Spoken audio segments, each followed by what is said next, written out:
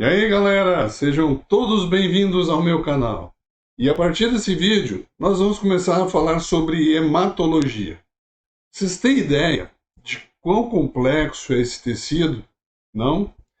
Então vejam esse vídeo até o final, inscrevam-se no canal, deem um like, ativem o sininho para mais notificações e façam seus comentários. Isso é fundamental para o crescimento e melhoria do conteúdo. Agora, sem mais enrolações, vamos servir esse vídeo.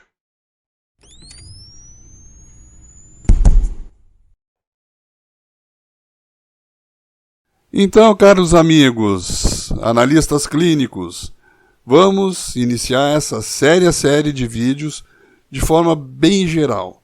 Vamos conversar sobre a hematopoiese. De uma forma bem generalizada, quero mostrar para vocês como o nosso sangue é formado. Como definição, temos que a hematopoiese é a formação e o desenvolvimento das células sanguíneas, que ocorre a partir de um precursor pluripotente, uma célula-tronco. A hematopoiese começa por volta da terceira semana gestacional e, à medida que a nossa idade avança, os sítios de produção são alterados.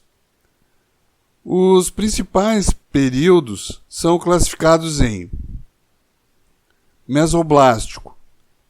Este ocorre no saco vitelínico, desde o 19º dia até o 6º mês de gestação.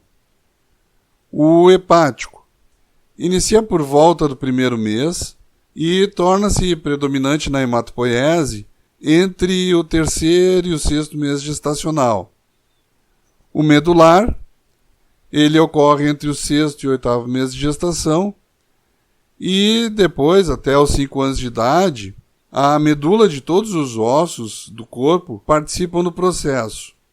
E à medida que a idade avança, começa a ocorrer uma substituição gordurosa na medula dos ossos longos e na vida adulta, somente os ossos da pelve, o externo, ossos do crânio, o úmero, o fêmur e as costelas são capazes de gerar as células sanguíneas.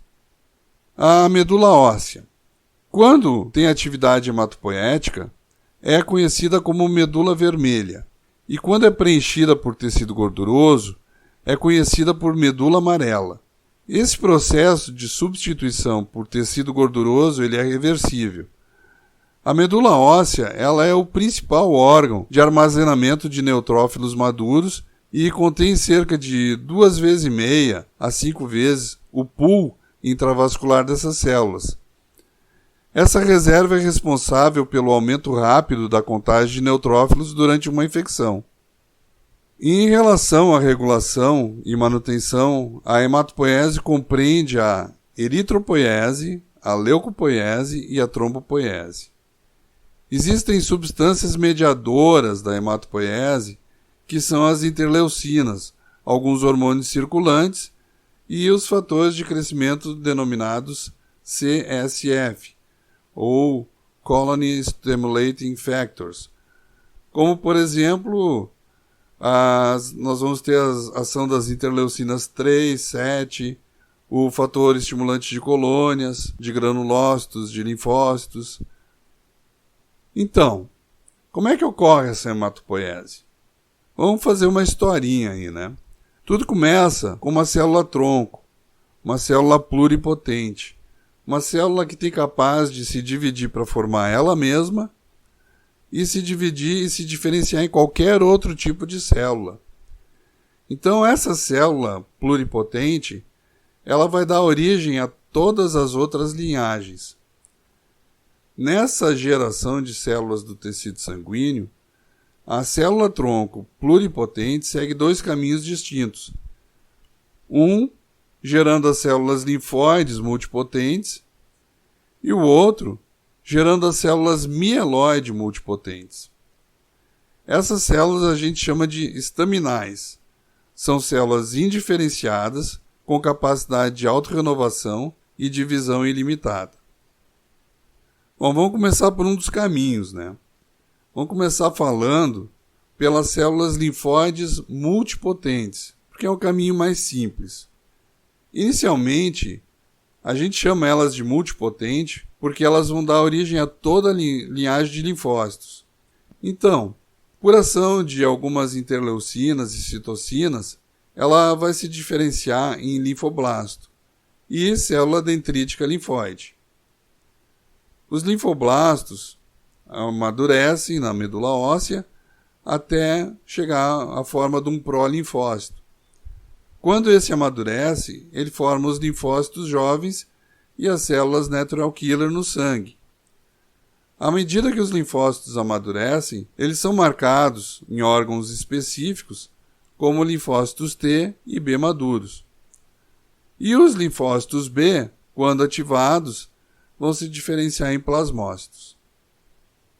Quando estudamos a diferenciação das células mieloide multipotentes, vemos que o caminho é um pouco mais complicado, pois ela se diferencia em outras linhagens. Inicialmente, ela se diferencia numa linhagem chamada EMAG-CFU, que é a unidade formadora de colônias de eritroblastos megacariócitos. Basicamente, é a célula que vai formar os precursores dos eritrócitos e das plaquetas. E também se diferencia em GM-CFU, ou unidade formadora de colônias de granulócitos e monócitos.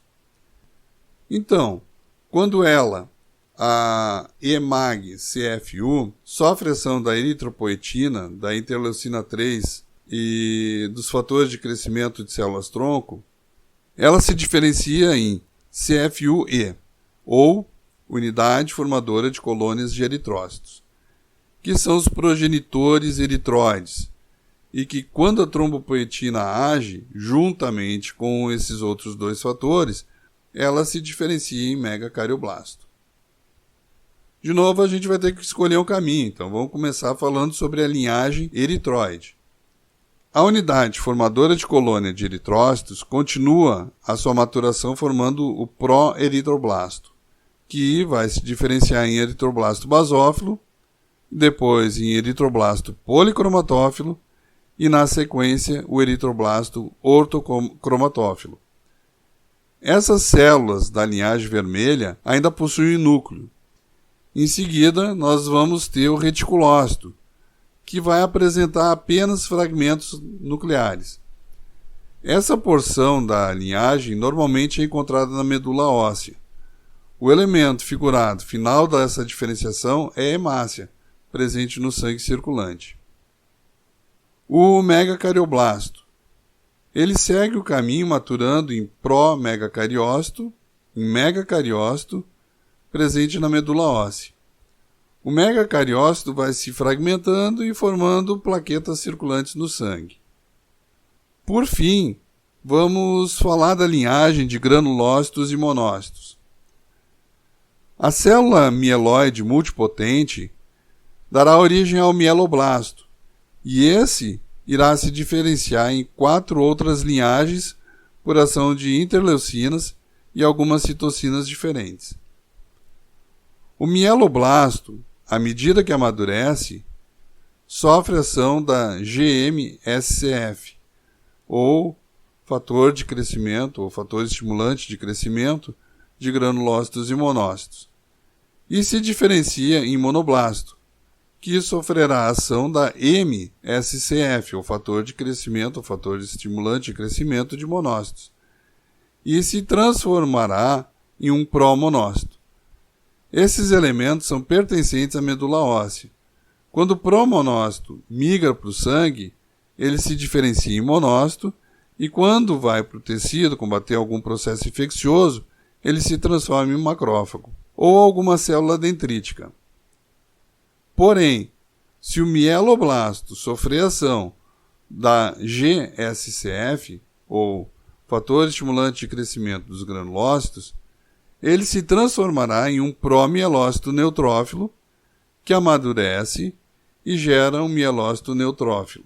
E, à medida que envelhece, muda para um metamielócito neutrófilo. Esses elementos são pertencentes à medula óssea. O metamielócito neutrófilo entra na corrente circulatória na forma de bastonete e de neutrófilos. Quando o mieloblasto sofre a ação do EOSCF, ou fator de crescimento, ou fator estimulante de crescimento de eosinófilos, e da interleucina 5, ele sofre uma mudança para promielócito eosinófilo, que amadurece e se transforma em um mielócito eosinófilo. Este sofre uma mudança para metamielócito eosinófilo e, por fim, antes de ser liberado para a corrente sanguínea, ele se transforma em um bastonete eosinófilo. Quando presente no sangue, esse dá origem ao eosinófilo segmentado. A última linhagem a ser comentada é a formadora de basófilos.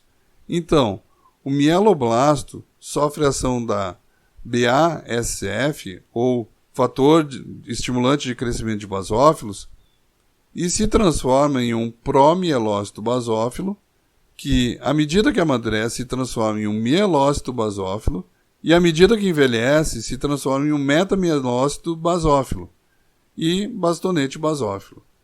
Células também pertencentes à medula óssea. Quando é liberado na corrente sanguínea, ele se transforma em basófilo. Bom, gente, não se esqueça de se inscrever no canal, deixa aquele like bacanérrimo para encher meu coração de alegria. Fiquem com Deus, permaneçam bem, permaneçam seguros e até um próximo vídeo.